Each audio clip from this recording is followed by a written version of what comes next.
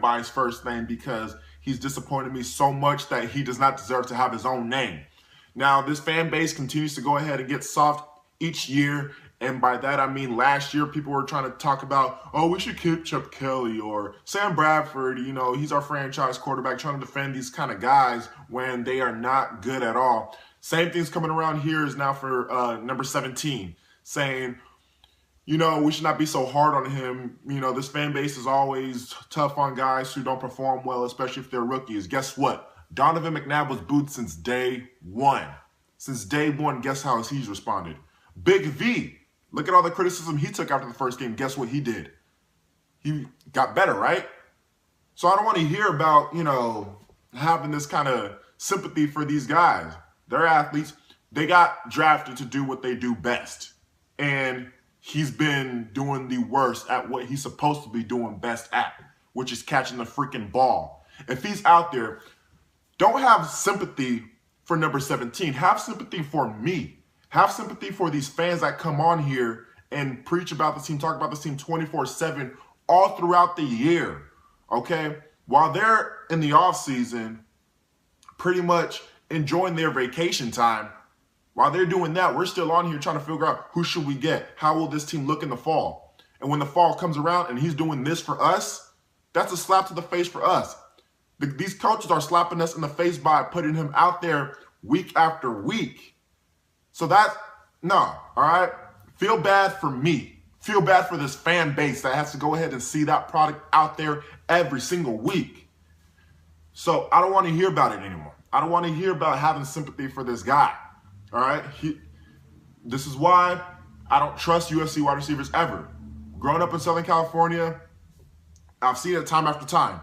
USC, they're still a powerhouse whether you like it or not. They might not be good anymore, but at the end of the day, they're still USC. As in, everything still gets handed to them. Okay, they don't have to deal with no type of controversy, no type of anything at USC. So when they hit the NFL, and this is why a lot of these wide receivers don't ever prosper, because it ain't as easy as it used to be at USC. And they will start getting criticized as well. And now they won't know how to handle it. The last tough USC wide receiver was what? Keyshawn Johnson? A long time ago, right? Almost 20 years ago, I believe. So, you know, it's very, you won't earn any sympathy from me about number 17. He was drafted in the first round. He was supposed to replace Jeremy Maclin. That was the whole reason why we got him, is because Jeremy Maclin left. And yes, Chip Kelly did get rid of him because Chip Kelly's tactics didn't appeal to Jeremy Maclin at all.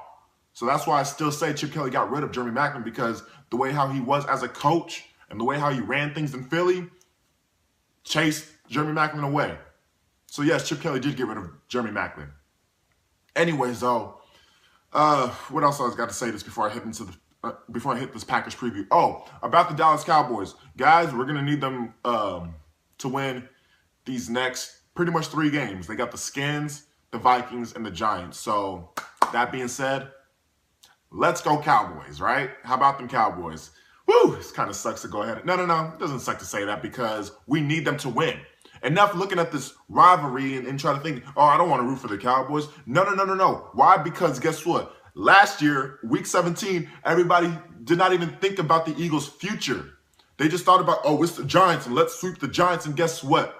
Because we swept the Giants, that's the reason why this past week, we suffered a beatdown against Seattle.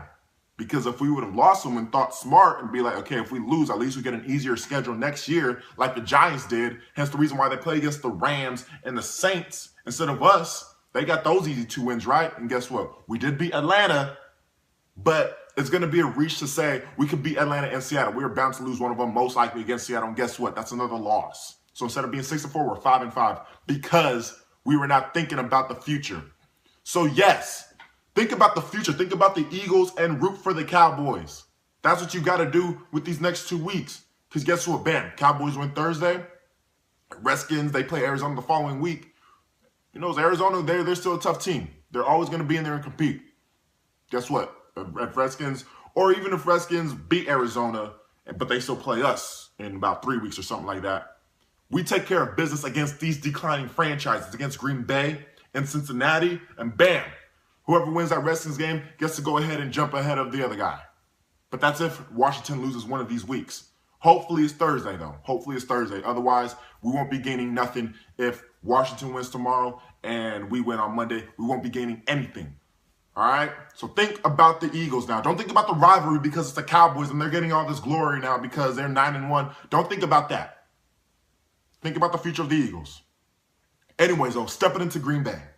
As what I said, this is a declining franchise. Mike McCarthy era looks like it's coming to an end. You're starting to see the backlash on Aaron Rodgers. Looks like the locker room itself is collapsing. That defense is horrible. It's atrocious. They're starting to remind me of the 2011-2012 Eagles where, I mean, not necessarily, I'm not comparing Michael Vick to Aaron Rodgers. Aaron Rodgers is still pretty damn good. But you still see a declining team under Andy Reid, same as you see with Mike McCarthy, with the horrible defense. They have a lot of star power on offense with Michael Vick, LaShawn McCoy, Jeremy Maclin, Deshaun Jackson, Selleck at the time.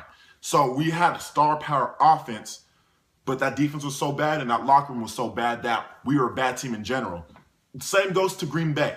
Looks like that locker room is starting to fall apart because of Aaron Rodgers' leadership and all that type of stuff with the coach that's pretty much looks like his era is done in Green Bay with Mike McCarthy with the horrible defense. It has a lot of similarities, but they still have a lot of star power on offense with Aaron Rodgers, Randall Cobb, Jordy Nelson, Devontae Adams, Richard Rodgers. They still got a lot of star power on offense that you still have to go ahead and look out for, which is pretty much comes up to the defense.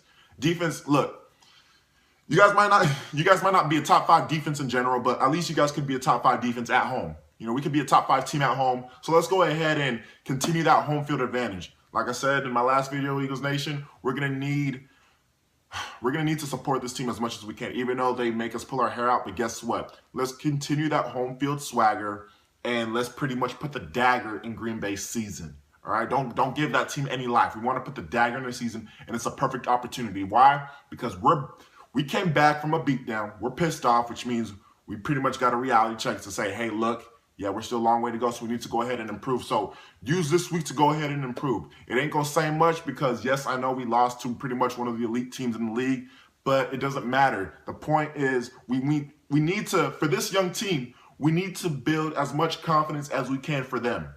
That's what we need to do. So with that being said, we need to go ahead and get as much wins regardless who the opponent is. We can be playing against the 1-9 49ers, the 0-8 Browns, the 2-8 the 0-10 Browns, the 2-8 Bears. We can play against all those kind of teams, which we played some of them actually. But, the whole point of this season for me was to get as many wins as we can for this young unit, for this young group, so they can build that confidence for the future. And this, with us being undefeated at home, that could even be more confidence to build for this team for the upcoming years and be like, hey, look, we're a good team at home. That's what I want, that home field advantage.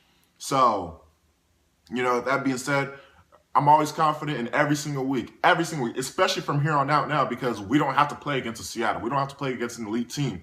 And the rest of these teams that we're playing, they're either under 500 or they're divisional matchups, which every single divisional game we've been in, we've lost by 1 possession on the road. And 2 of those divisional matchups, we pretty much gave the game away.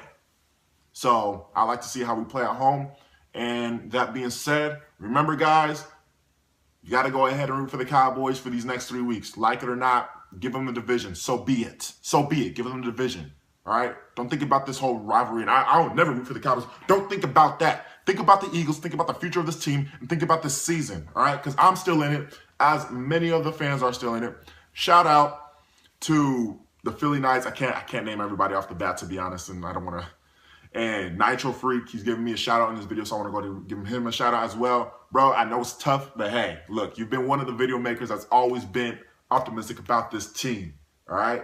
So I know your past couple videos, you've had a lot of doubt. Trust me, bro, after a couple wins,